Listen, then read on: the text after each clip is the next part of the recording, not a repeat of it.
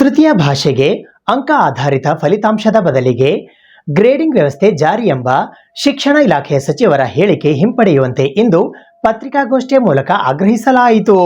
ತೃತೀಯ ಭಾಷೆಗೆ ಅಂಕ ಆಧಾರಿತ ಫಲಿತಾಂಶದ ಬದಲಿಗೆ ಗ್ರೇಡಿಂಗ್ ವ್ಯವಸ್ಥೆ ಜಾರಿ ಎಂಬ ಮಾನ್ಯ ಶಿಕ್ಷಣ ಸಚಿವರ ಹೇಳಿಕೆ ಹಿಂಪಡೆಯುವಂತೆ ಇಂದು ಪತ್ರಿಕಾಗೋಷ್ಠಿಯ ಮೂಲಕ ಮನವಿ ಮಾಡಲಾಯಿತು.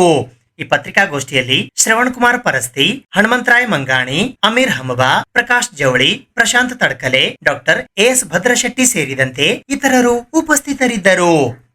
ನಮ್ಮ ಕರ್ನಾಟಕ ಸರ್ಕಾರದ ಮಾನ್ಯ ಶಿಕ್ಷಣ ಸಚಿವರು ಒಂದು ಡಿಸಿಷನ್ ತಗೊಂಡಿದ್ದಾರೆ. ಹಿಂದಿ ಭಾಷೆಯನ್ನು ಪರೀಕ್ಷೆಯನ್ನು ತೆಗೆದು ಅದಕ್ಕೆ ಗ್ರೇಡ್ ಕೊಡಬೇಕಂತ. ಕರ್ನಾಟಕದಲ್ಲಿ ನಮ್ಮ ಕಲ್ಯಾಣ ಕರ್ನಾಟಕ ಅತಿ ಹಿಂದುಳಿದಂಥ ಭಾಗ ಅಂತ ತಮ್ಮೆಲ್ಲರಿಗೂ ಗೊತ್ತಿದ್ದ ವಿಷಯ. ಈ ಭಾಗವು ಮುಂದೆ ಬರಬೇಕಾದ್ರೆ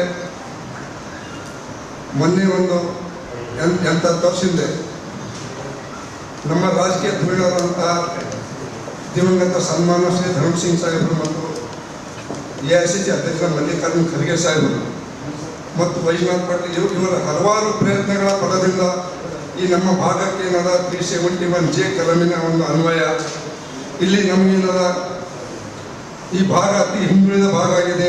ಇದನ್ನು ಮುಂದೆ ಬರಬೇಕಂತ ಅವರ ಪ್ರಯತ್ನದಿಂದ ತಮ್ಮದೇ ಆದಂಥ ಒಂದು ಕಲ್ಯಾಣ ಕರ್ನಾಟಕ ಮೊದಲು ಹೈದರಾಬಾದ್ ಕರ್ನಾಟಕ ಅಂತ ಒಂದು ಇದು ಮಾಡಿದ್ರು. ನಂತರ ಕ್ರಮೇಣ ಇದು ಕಲ್ಯಾಣ ಕರ್ನಾಟಕ ಭಾಗ ಅಂತ ಹೆಸರು ಪಡೆಯಿತು.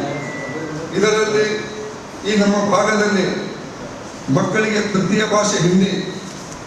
ಇಲ್ಲಿ ನಮ್ಮ ಹಿಂದಿ ಅಂತಂದ್ರೆ ಈ ನಮ್ಮ ಮಕ್ಕಳಿಗೆ ಸ್ಕೋರ್ ಆಗುವಂಥ ಒಂದು ಭಾಷೆ ಇದೆ. ಯಾಕಂತಂದ್ರೆ ಈ ನಮ್ಮ ತೆಲಂಗಾಣ ಆಗಲಿ ಮತ್ತು ಮಹಾರಾಷ್ಟ್ರ ಆಗಲಿ ಮತ್ತು ಇದು ಹೈದರಾಬಾದ್ ಆಗಲಿ ಇವೆಲ್ಲ ಹಿಂದಿಗೆ ಹೊಂದಿಕೊಳ್ಳುವಂಥ ರಾಜ್ಯಗಳು.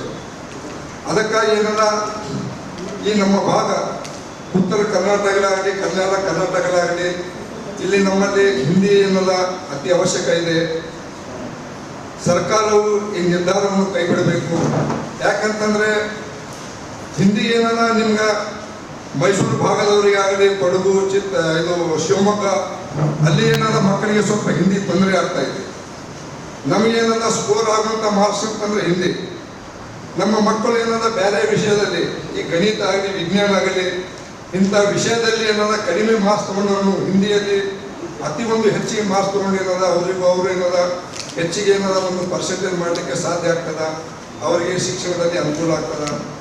ಅದಕ್ಕಾಗಿ यहाँ पर हमारे बच्चों के लिए हिंदी होना बहुत ज़रूरी है, क्योंकि दूसरे डिस्ट्रिक्ट में जो है कंपेयर करने के बाद हमारा यहाँ कल्याण कर्नाटक जो है बहुत पीछे जो है एजुकेशन के लिए बहुत पीछे है.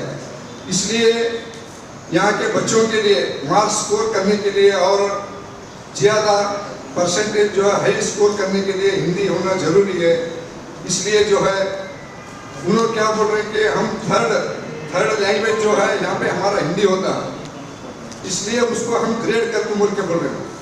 इसलिए थर्ड लैंग्वेज बोले तो अब हमारे पास उर्दू मीडियम के बच्चे, फर्स्ट लैंग्वेज उर्दू है, सेकेंड लैंग्वेज जो है इंग्लिश है, थर्ड लैंग्वेज कन्नड़ आता उर्दू मीडियम वाला. तो आप थर्ड लैंग्वेज बोले तो आप कन्नड़ भी जो है कैंसिल कर सकते हैं. आप थर्ड लैंग्वेज कैंसिल बोले इसका मतलब भी वो होता ना. फिर थर्ड लैंग्वेज हिंदी बोल के आप जो है कन्नड़ मीडियम वाले को थर्ड लैंग्वेज हिंदी आता, उर्दू मीडियम वाले को थर्ड लैंग्वेज कन्नड़ आता. इसलिए आप थर्ड लैंग्वेज हम कैंसिल करते हैं, इसका मतलब जो है फिर आपका वही होता ना. फिर इसलिए जो है गवर्नमेंट जो है हमारे बच्चों की एक आगे उनकी जो है डेवलपिंग के लिए, आगे उनकी पढ़ाई के लिए, आगे उनके फ्यूचर के लिए हिंदी जो है रखना जरूरी है. इसलिए मैं आप सब लोगों से रिक्वेस्ट करना चाहता हूँ कि वो हमारे चीफ मिनिस्टर है और एजुकेशन मिनिस्टर है, सब लोगों से गवर्नमेंट से मैं रिक्वेस्ट करना चाहता हूँ कि थर्ड लैंग्वेज जो है कंपलसरी हमारे पास होना जरूरी है. हमारे लिए जो है बहुत उसकी कीमत है। ಹಿಂದಿ ಆಗಿದೆ ಎಲ್ಲರಿಗೂ ಕಾಮನ್ ಲ್ಯಾಂಗ್ವೇಜ್ ಇದೆ ಸರ್. ಅದು ಈಸಿಯಾಗಿ ಮನೆಯಲ್ಲಿಂದ ಕಲ್ತ್ಕೊಂಡಿರೋದ. ಇಂಗ್ಲಿಷ್ ಹಂಗಿಲ್ಲ. ಕನ್ನಡ ಇಲ್ಲ ಅಂತ ಇಲ್ಲ, ಕನ್ನಡ ಕರ್ನಾಟಕದಾಗ ಸರ್. ಜಗತ್ತಿನಲ್ಲಿ ಇಂಗ್ಲಿಷ್ ಆಗಿ ನಡೀತಿರ್ಬೇಕು. ಭಾರತ ದೇಶದಾಗ ಇಂಗ್ಲಿಷ್ ಪೂರ ಅಷ್ಟು ಮಂದಿ ಬರಲ್ಲ ಸರ್. ಲೋಕಲ್ ಲ್ಯಾಂಗ್ವೇಜ್ ಆಯ್ತು, ಈಗ ಏನದ ಹಳ್ಳಿಗಳಲ್ಲಾಯ್ತು ಹಿಂದಿನೇ ಹೆಚ್ಚಿಗದ ಸರ್. ಅಲ್ಲೆಲ್ಲ ಹೋದ್ರಾಗ ಟ್ರೈನ್ನಾಗೆಲ್ಲ ಮಾತಾಡ್ತಾರೆ ಅಂದ್ರೆ ಹಿಂದಿನೇ ಹೆಚ್ಚಿಗೆ ಮಾತಾಡ್ತಾರೆ ಸರ್. Only educated people. ಯಾಕಂದ್ರೆ ಇಲಿಟ್ರೇಟೇ ಹೆಚ್ಚಾರ. ಇಂಗ್ಲಿಷ್ ಇಲ್ಲ, ಖಾಲಿ ನಾವು ಕನ್ನಡ ಕಲಿತಾರ, ಹಿಂದಿ ಕಲಿತಾರ. ಹಿಂದಿ ಮಾತಾಡೋದು ಕಾಮನ್ ಆಗಿ. ಈಗ ನಿಮ್ಮ ಜೊತೆ ನಮ್ಮ ಜೊತೆ ವ್ಯವಹಾರ ಹೊರಗೆ ಬಂದ್ಬೇಕು ನಾವು ಏನು ಮಾತಾಡ್ತೀವಿ, ಯಾರು ಕಪ್ಕೊಂಡೇ ಬೈ ಕ್ಯಾ ಚಲ್ದವೆ. ಈಗ ನೀವು ಹಿಂದಿಲ್ಲ ಬಂದದ್ರು ನಾವು ಹಿಂದಿಲಲ್ಲೇ ಟ್ರಾನ್ಸ್ಲೇಷನ್ ಮಾಡ್ತಾರೆ ಸರ್. ಕನ್ನಡ ಮಾತಾಡ್ರಿ. ಇಲ್ಲ, ಕನ್ನಡ ಕನ್ನಡ ಬೆಳೆಸ್ರಿ, ಕನ್ನಡ ಬೆಳೆಸ್ರಿ. ಹಿಂದಿನೂ ಅದಕ್ಕೆ ಬೇಕೇ ಬೇಕಾಗ್ತದೆ. ನಮ್ಮದು ಮಾತೃಭಾಷೆ ಕನ್ನಡ, ನನ್ನ ರಾಜ್ಯ ಭಾಷೆ ಕನ್ನಡ. ನಾನು ಕನ್ನಡ ಅಂತ ಯಾಕೆ ಏನು ಮಾಡ್ತೇನೆ ಅಂದರೆ ಹುಟ್ಟಿದಾಗಿಂದ ಕಲ್ತಿದ್ದೀನಿ ಮಾಡಿದ್ದೀನಿ. ಹಾಗಂತೇಳಿ ನನಗೆ ಇನ್ನೊಂದು ಭಾಷೆ ಬೇಡತ್ತಲ್ಲ. ಪಿ ವಿ ನರಸಿಂಹರಾವ್ ಅವರು, ಅಟಲ್ ಬಿಹಾರಿ ವಾಜಪೇಯಿ ಅವರು 14-15 ಭಾಷೆಗಳು ಮಾತಾಡ್ತಿದ್ರು. ಅವ್ರಿಗೆ ಎಂಥ ಒಂದು ಮಾನ ಮರ್ಯಾದೆ ಇತ್ತು, ಎಂಥ ಮಾನ್ಯತೆ ಕೆಳಗಡೆ ಆಗಿರುವಾಗ ನಾವು ಸುಮಾರು ನಮ್ಮ ದೇಶದಲ್ಲಿ 60-75% ರಾಜ್ಯಗಳಲ್ಲಿ ಯಾವಾಗ ಹಿಂದಿ ಭಾಷೆ ಇದೆ, ಪರಿಚಯದಲ್ಲಿದೆ. ಇವತ್ತು ನಾನು ಡೆಲ್ಲಿ ಹೋಗ್ತೀನಿ, ಇವತ್ತು ನಾನು ಬಿಹಾರ್ ಹೋಗ್ತೀನಿ, ಇವತ್ತು ನಾನು ಅಸ್ಸಾಂ ಹೋಗ್ತೀನಿ. ಅಲ್ಲಿ ನಾನು ಹೋಗಿ ಆ ಹಾದಿ ಹೇಳಿದ್ರೆ ಅದು ಇದು ಹಾದಿ ಹೇಳಿದ್ರೆ ಅಂತೇಳಿ ಏನು ಹೇಳ್ತಾರೆ ಅವರು, ಕಾಜಾಬೇ ಚಲ್ಸ ತುಜಾ ಕಾಯಿ ವೈ ಮಾತಾಡೋ ಅಂತ ಹೇಳ್ತಾರೆ. ಹೌದಾ? ಅದಕ್ಕೋಸ್ಕರ ನಾನು ಹಿಂದಿ ಬ್ಯಾಡ, ನೀನು ಹಿಂದಿ ಮಾತಾಡೋದು ಅದನ್ನೇ ಅಂತಲ್ಲ, ಹಿಂದಿ ಒಂದು ಲ್ಯಾಂಗ್ವೇಜ್ ಕಲ್ಕೋರಿ.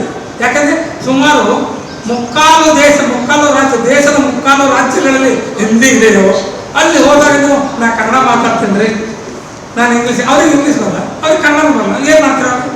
ಅದಕ್ಕೋಸ್ಕರ ಹಿಂದಿ ಏನು ತೆಗಿತಾ ಇದ್ದಾರೆ. ನಾನು ಯಾವುದೇ ರಾಜಕೀಯ ಪಕ್ಷಕ್ಕೆ ಬೇಕಾಗಿಲ್ಲ, ನಾನೇನು ಮಾಡ್ತಲ್ಲ. ಹಿಂದಿ ಭಾಷೆ ತೆಗೆಯೋದು ಮೂರ್ಖತನ, ಅದನ್ನು ನಾನು ಖಂಡಿಸ್ತೀನಿ. ಹಿಂದಿ ಭಾಷೆ ತೆಗೆಯೋದು ಮೂರ್ಖತನ. ಯಾಕಂದರೆ ಎಷ್ಟು ವರ್ಷ ಇಟ್ಕೊಂಡು ಬಂದಿದ್ದಾನೆ, ನೀವು ಒಮ್ಮೆ ತೆಗೆದಾಗ್ತೀರ. ಯಾಕೆ ತೆಗಿತೀರಿ? ಅದು ಕಾರಣ ಕೊಡ್ತೀವಿ. ಯಾವುದೋ ಒಂದು ಇದು ತೆಗೆದುಕೊಂಡು ಯಾರಿಗೋ ಮಾಡೋದು ಏನು ಮಾಡ್ತೀವಿ ಅಂದರೆ ಅದು ಆಗೋದಿಲ್ಲ. ಆ ಹಿಂದಿ ಭಾಷೆ ನಮ್ಮ ಅನಿವಾರ್ಯವಾಗಿದೆ. ಅದು ದೇಶ ಭಾಷೆ ಇದೆ, ಮಾನ್ಯವಾದ ಭಾಷೆ ಇದೆ.